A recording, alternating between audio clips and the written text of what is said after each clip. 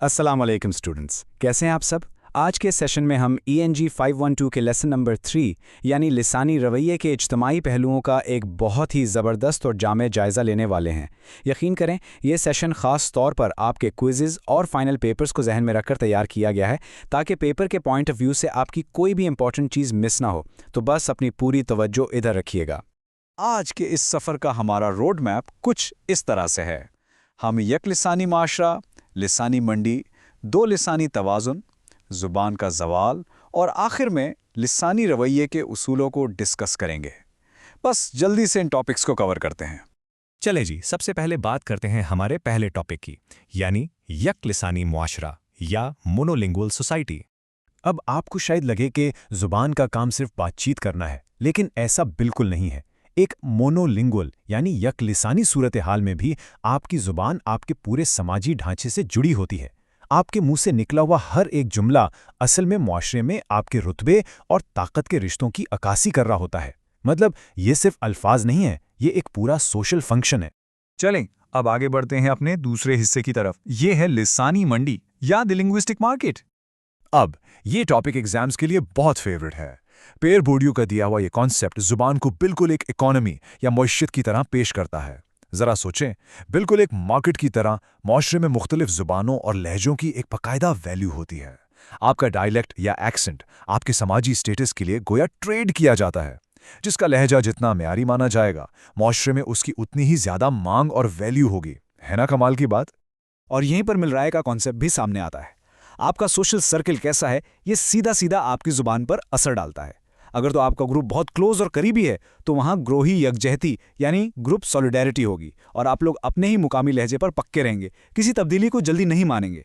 लेकिन अगर आपके ताल्लुकात ज़रा ढीले ढाले यानी लूज नेटवर्क्स हैं तो वहाँ ज़ुबान में तब्दीली बहुत तेज़ी से आएगी। पेपर में इन दोनों का फ़र्क अक्सर पूछ लिया जाता है, तो इसे अच्छे से जहन में बिठा लें। ठीक है जी, अब बारी है हमारे तीसरे टॉपिक की, जो है दो लिसानी तवाज़न यानी बायलिंगुअल एक्विलिब्रियम।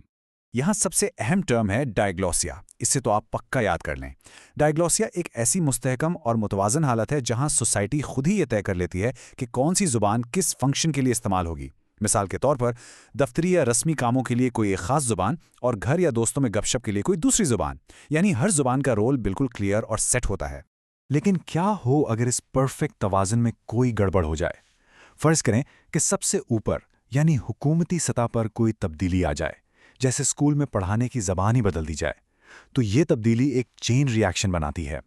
पहले मुआशरती सतह पर तब्दीली आएगी, फिर वो आपके समाजी नेटवर्क को बदलेगी और आखिर में वो सीधा एक आम फर्द के रोज़मर्रा रवैये और बातचीत के अंदाज को बदल कर रख देगी। अब हम पहुंच गए हैं अपने चौथे हिस्से पर, जो है ज़ुबान का ज़वाल या लैंग्वेज एट्रिशन। यहाँ अक्सर स्टूडेंट्स कंफ्यूज हो जाते हैं, इसलिए ज़रा ध्यान दीजिएगा। पेपर्स में अक्सर लैंग्वेज शिफ्ट और लैंग्वेज एट्रिशन का मुवाजना पूछा जाता है। इन दोनों में एक बहुत ही बुनियादी फ़र्क है। शिफ्ट का मतलब है ज़ुबान का कई नस्लों में तब्दील होना, यानी दादा कुछ और बोलते थे और पोते किसी और ज़ुबान पर शिफ्ट हो गए। जबकि एट्रिशन यानी ज़ुबान का ज़वाल एक ही फ़र्द की ज़िंदगी में होता है। मिसाल के तौर पर आप किसी और मुल्क चले गए और वक्त के साथ साथ अपनी ही मादरी ज़ुबान बोलना भूलने लगे। कितना वाज़े फ़र्क है ना? वैसे चाहे शिफ्ट हो या एट्रिशन, दोनों सूरतों में आखिरकार ज़ुबान के अफ़ाल और महारतें मुकम्मल तौर पर ख़त्म हो जाती हैं। और हाँ, एक लैंग्वेज शिफ्ट को मुकम्मल तभी समझा जाता है जब वालिदैन अपने बच्चों को वो ज़ुबान सिखाना छोड़ दें और बच्चों में भी इसे सीखने का कोई शौक़ या मोटिवेशन न बचे। जब ये कनेक्शन टूटता है तो ज़ुबान का इस्तेमाल वहाँ मुकम्मल तौर पर ख़त्म हो जाता है। और अब हम आ गए हैं इस सेशन के क्लाइमैक्स पर, यानी लिसानी रवैये के असूल। स्टूडेंट्स, अपने जहनों में इस स्लाइड का स्क्रीनशॉट ले लें, क्योंकि ये एग्जाम्स के लिए लिटरली बहुत अहम है। ये 5 सुनहरी उसूल असल में इस पूरे लेसन का निचोड़ हैं। पहला ये कि माशरे और फ़र्द के दरमियान हमेशा एक लगातार तामुल यानी इंटरेक्शन चलता रहता है। दूसरा, ज़बान के फॉर्म और फंक्शन के दरमियान एक बहुत गहरा और पेचीदा ताल्लुक है। तीसरा, आपकी कल्चर और आपकी ज़बान एक दूसरे पे असरअंदाज होते हैं। चौथा, हम अपने तमाम आला दर्जे के रवैयों को खुद कंट्रोल यानी सेल्फ रेगुलेट करते हैं। और पांचवां सबसे अहम उसूल है वैल्यूराइजेशन, यानी हम ज़बान को जो वैल्यू या कदर देते हैं वही इन तमाम चीज़ों के मरकज़ में होती है। ज़रा इस कमाल के इक़्तिबास पर गौर करें। समाजी और नफ्सियाती हक़ाइक़ बैक वक्त मौजूद होते हैं।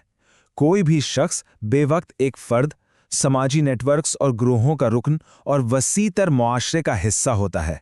मतलब हम एट द सेम टाइम बहुत से रोल प्ले कर रहे होते हैं। हम एक इनफरादी इंसान भी हैं, दोस्तों के ग्रुप का हिस्सा भी हैं और एक बड़े मुआशरे के शहरी भी। बाइलिंगुअलिज्म की पूरी डायनामिक्स इसी बात के गिर्द घूमती है। तो आखिर में मैं आपके लिए एक सवाल छोड़े जा रहा हूं। अगर हमारा सोशल सर्कल और माशरे की ताकत हमारी ज़बान को इतना बदल सकते हैं, तो ज़रा सोचें, आज आप खुद किस लिसानी मंडी में तिजारत कर रहे हैं? आपके बोले गए अल्फाज आपके बारे में क्या बता रहे हैं? स्टूडेंट्स, मुझे पूरी उम्मीद है कि लेसन नंबर 3 का ये सेशन आपके क्विज़ेस और पेपर्स के लिए एक गेम चेंजर साबित होगा। बस अपनी तैयारी मजबूत रखें और अपने इर्द गिर्द बोली जाने वाली ज़बानों का बगौर मुशाहिदा करते रहें। Best of luck.